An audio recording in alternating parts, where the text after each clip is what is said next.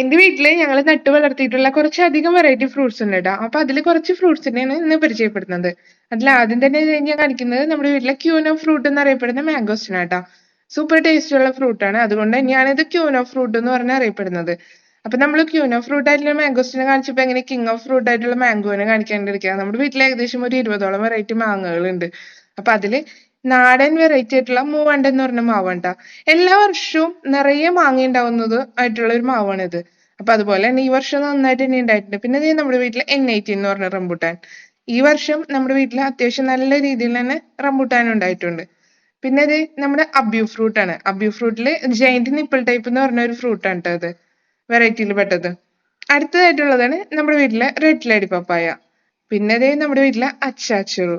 അച്ചാച്ചെറുവിന് ശേഷം നമ്മുടെ വീട്ടിലെ പൈനാപ്പിൾ ആട്ടോ കാണിക്കുന്നത്. പൈനാപ്പിൾ ഇത് എല്ലാ സമയത്തും എവിടെയെങ്കിലൊക്കെ ഫ്രൂട്ട് ഉണ്ടായി കിട്ടുന്ന ഒരു ഫ്രൂട്ടാണിത്. പിന്നെ ദേ നമ്മുടെ പർപ്പിൾ കളർ മട്ടോവ.